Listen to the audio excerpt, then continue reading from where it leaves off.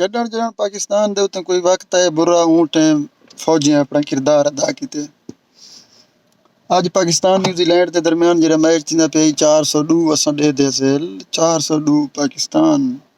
तारीख च नहीं बढ़ाया पाकिस्तान की में 402 बढ़ा सकते मगर फौजी साहिबा की टेंशन न गिनो मैं हाली तक जींदा फौजी कमाल कर दी अज फ़खर ज़मान मैच बेशक असां 25 ओवर 23-24 ओवर तक ॾिठे ई चस पूरे इहो समझो 50 ओवर च वारे ते फ़खर ज़मान अज ये इवें क्यों नहीं खेडते ला बेखौफ थी के जिमें फ़खर ज़मान अज खेडदा पे सो पहले जिमें थींदा रह गए वो एक पाते खड़े हन अखी कने शुदा अंधा है इमामुल हक को दिसदा ठीक तरीके नाल हे कहना पर्ची पर्ची करके सडेंदे पर्ची को जे तक जा दी खड़े हन टीम का क्या हाल है 5 मैच पता नहीं कितनी मैच लगातार हरदे हरदे हरदे आखिर दे विच आके ने रिवर्स गेयर लगे पहले कने अगर पोजीशन को ठीक रखे ना सा कोई इतने दुआई मंगने पाए वने ना हुण दुआ मंगदे हैं सही फिलाना टीम फिलाने को हरावे फिलाना टीम फिलाने को हरावे दुआई मंग मंग मंग सा को इहो लगदा पे पाकिस्तान दी टीम वर्ल्ड कप जीते ना जीते जन्नत दे विच ए बेहिसाब किताब वैसे असा इतना ही दुआई करेंदे अपने कि इतने दुआई नहीं से करेंदे या अल्लाह ही टीम को हरा या अल्लाह सारी टीम को जिता दुआई दे दे दे सारा खाना खराब थी गया अलबत्ता क्रिकेट अज दा मैच जिवें थे पाकिस्तान दा जेरे तरीके नाल पाकिस्तान खेडे मगर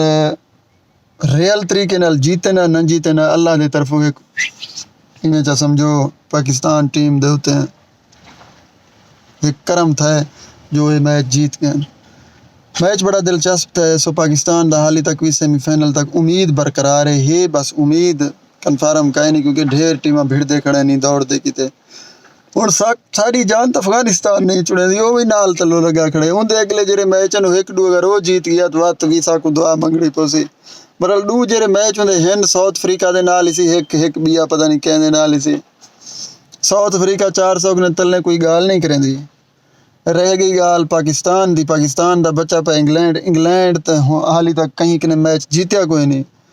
मगर साढ़े दा कोई पता कोई नहीं साढ़े को जीतन देने नहीं इंग्लैंड खतरनाक टीम है बिल्कुल ही को तुसा कमज़ोर न समझाए क्योंकि इंग्लैंड दिफाई चैंपियन है पिछला वर्ल्ड कप जरा था वो इंग्लैंड जीत गया ई दफ़ा इंग्लैंड को नैदरलैंड जी टीम ही हरा गए क्रिकेट है ना ये जीत हार गेम का हिस्सा मैं ही खदरा धरांदा होंदे सो अज पाकिस्तान जेरे तरीके नाल प्ले कीते फ़खर ज़मान साकू फ़खर दे उत्ते फ़खर है फौजी दे उत्ते सारे दे साकू फ़खर है सो बेस्ट ऑफ लक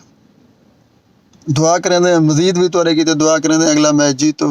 दुआई कर कर कर कर असा हुण अपने की दुआ करन छोड़ दीते इन्हें दे की दुआई करेंदे उम्मीद है इंशाअल्लाह अगला मैच पाकिस्तान जीते सी तो सेमीफाइनल तक इंदी रसाई थी सी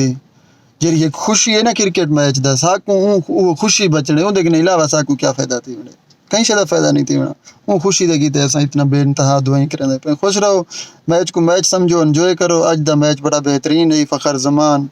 जेरे तरीके नाल लूझा मैच खेडदा खड़े अगर अगो मैच थी गया ई तरीके नाल प्ले की